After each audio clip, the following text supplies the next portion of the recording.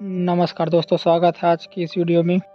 यदि आप mushroom farming करते हैं तो आपको अपने मशरूम बेड में इस तरह की समस्या कभी न कभी दिखाई देने को मिला ही होगा। आज की इस वीडियो में हम यह चर्चा करेंगे कि आपके मशरूम बेड में इस तरह से क्या चीज़ दिखाई दे रहा है और ये होता क्यों है और इससे मशरूम बेड को किस तरह से बचाया जा सकता है। तो चलिए वीडियो शुरू करते हैं। यदि आपके मशरूम बेड में इस तरह से कुछ दिखाई दे रहा है, सबसे पहले आपको यह जानना है कि यह चीज़ होता क्या है। दरअसल में इसे हम इंकी कैप या फिर कोप्राइनस के नाम से जानते हैं, जो कि एक प्रकार का मशरूम ही होता है। इस तरह के मशरूम हमें आमतौर पर गोबर के ऊपर दिखाई देने को मिलते हैं, इसलिए हम इसे गोबर्रा पुटू भी कहते हैं। यह खाने योग्य मशरूम नहीं होता, इसे हम कंजप्शन के लिए यूज नहीं कर सकते हैं। हम इसे मशरूम का वीड्स भी बोल सकते हैं। इस खरपतवार का जीवन चक्र मशरूम की तुलना में काफी छोटा होता है, जो कि लगभग 1 सप्ताह का होता है। यह शुरुआत में आपके मशरूम बेड पर कुछ इस तरीके से कलर में सफेद, लंबे और पतले होते हैं, जो कि समय के साथ में धीरे धीरे बढ़ना शुरू करता है और 5 से 6 दिन में इसका कैप, जो कि काला कलर का होता है, वो खुलता है। कैप के खुलने से इस खरपतवार मशरूम के असंख्य स्पोर्स आपके बेड में फैल जाते हैं, जिस वजह से आपके मुख्य मशरूम के माइसीलियम के फैलने में समस्या होती है। या तो आपके मशरूम बेड में माइसीलियम अच्छी तरीके से नहीं फैल पाता या फिर उनमें से मशरूम निकलता ही नहीं। इस खरपतवार की समस्या मुख्य रूप से सभी प्रकार के मशरूम में दिखाई देने को मिलता है। यह मुख्य रूप से पैरा मशरूम, एस्टर मशरूम और बटन मशरूम तीनों प्रकार के मशरूम में दिखाई देने को मिलता है। इस प्रकार के खरपतवार की समस्या प्रमुख रूप से उस मशरूम को उगाने में जिसके लिए हम सबस्ट्रेट के रूप में पैरा या पैराकटिया का यूज़ करते हैं, उसमें यह मुख्य रूप से दिखाई देता है। इस तरह से यह हो गए इसकी पहचान व नुकसान कि यदि आपके मशरूम बेड में इस तरह के मशरूम दिखाई दे रहे हैं तो क्या हो सकता है। तो आइए जानते हैं इस तरह की समस्या आपके मशरूम बेड में आखिर होता क्यों है। इस प्रकार के खरपतवार मशरूम की समस्या आने का प्रमुख कारण है कि आप जब मशरूम का बेडिंग कर रहे हैं तो उसमें पैरे में नमी की मात्रा काफ़ी ज़्यादा रही होगी। आप चाहे कोई भी मशरूम का बेडिंग कर रहे हो तो उसके सबस्ट्रेट या पैरा में उचित नमी अवस्था का होना बहुत ज़रूरी होता है। उचित नमी अवस्था जो कि 60 से 70% होता है। जब हम पैरे को उपचारित करने के पश्चात बाहर निकालते हैं तो उसमें काफ़ी नमी की मात्रा होती है, इसलिए उसको सुखाने की जरूरत पड़ता है।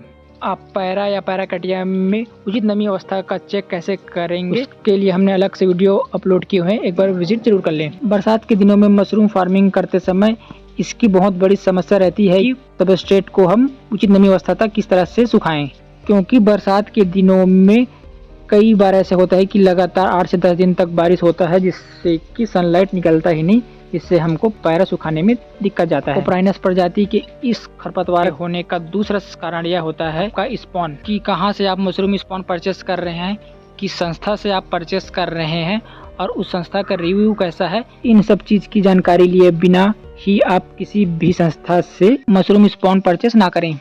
स्पॉन खरीदते समय आप उस संस्था में कुछ जानकारी अवश्य रूप से ले लें, जैसे कि उस संस्था को मशरूम स्पॉन में कितने साल का एक्सपीरियंस है, वहाँ के किसानों द्वारा जो यूज़ कर चुके हैं उनका रिव्यू कैसा है। यह सब जानकारी आपके लिए बहुत आवश्यक होता है। आप बिना किसी जानकारी के कहीं से भी मशरूम स्पॉन लेने से बचें। कई बार ऐसा देखा गया है कि आप मशरूम फार्मिंग के सभी स्टेप को अच्छे से फॉलो कर रहे हैं, उसके बाद भी इस तरह से खरपतवार की समस्या आती है, जिसका कारण आपका मशरूम स्पॉन भी होता है कि आप मशरूम स्पॉन कहाँ से परचेस किए हैं। तीसरा इसका प्रमुख कारण यह होता है कि जो आप मशरूम की खेती के लिए पैरा बंडल या पैराकटिया का शुद्धिकरण कर रहे हैं वह ठीक से नहीं हुआ रहता। पैरा में कई तरह के हार्मफुल बैक्टीरिया, फंगस होते हैं, जिसको किल करने के लिए हमको उस पैरे का शुद्धिकरण करना पड़ता है। पैरा को उपचारित करने के लिए कुछ केमिकल एक निश्चित मात्रा में हमको डालना रहता है। उन दवाओं की निर्धारित मात्रा से कम या ज़्यादा होने से पैरे का शुद्धिकरण ठीक से नहीं हो पाता, जिसके वजह से मशरूम बेड में हमें कोप्राइनस जैसे समस्याओं का सामना करना पड़ता है। तो यही सब प्रमुख रूप से कारण होते हैं जो मशरूम बेड में इस तरह की समस्या के लिए प्रमुख रूप से जिम्मेदार होते हैं। तो चलिए जानते हैं कि इस तरह की समस्या अगर आपके मशरूम बेड में दिखाई दे रहे हैं, इससे मशरूम बेड को कैसे बचाव किया जाए। शुरुआती अवस्था में ये छोटे पतले दिखाई देते हैं, जिससे कि इसको आसानी से हम पहचान सकते हैं। इस तरह के लक्षण दिखाई देने से हमें हाथों से उखाड़कर इसको बेड से बाहर निकाल देना है और इसे मशरूम फार्म से दूर कहीं गड्ढा करके दबा दें। इसके प्रबंधन का दूसरा तरीका यह है कि आपके मशरूम बेड में यदि 10-15 की संख्या में इस तरह के मशरूम यदि दिखाई दे रहे हैं तो प्रति लीटर पानी में 5 ग्राम कार्बेंडाजिम मिलाकर उसको डायरेक्ट ही स्प्रेयर की सहायता से बेड में स्प्रे कर दें। 1 लीटर पानी आपके 15 से 20 बेड के लिए सफिशिएंट रहेंगे। स्प्रे करने के लिए आप इस तरह से हैंड स्प्रेयर का यूज़ करें, जो कि मार्केट में आपको 50 से 100 रुपये के बीच में मिल जाता है। स्प्रे करने से पहले मशरूम बेड में जो कोप्राइनस मशरूम दिखाई दे रहा है उसको पहले निकाल दें, उसके बाद ही स्प्रे करें। इस सोल्यूशन को बेड के चारों ओर अच्छे से स्प्रे करना है। स्प्रे करने के बाद उसको ढक दें, जिससे कि आप देखेंगे कि 4 से 5 दिन पश्चात माइसीलियम फिर से फैलने लगेंगे। अगला यह है कि जैसे कि हमने बताया कि स्पॉन हमेशा ही विश्वसनीय संस्था से ही परचेस करें कि इस तरह की समस्या का सामना ना करना पड़े।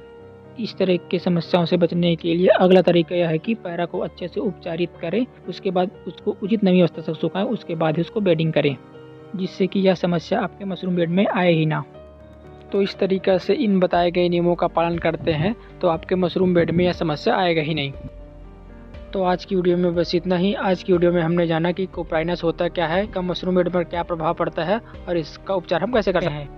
उम्मीद करते हैं जानकारी आपको अच्छी लगी है। अगर अच्छी लगी है तो वीडियो को लाइक और चैनल को सब्सक्राइब जरूर करें। मिलते हैं किसी नई वीडियो में नई जानकारी के साथ।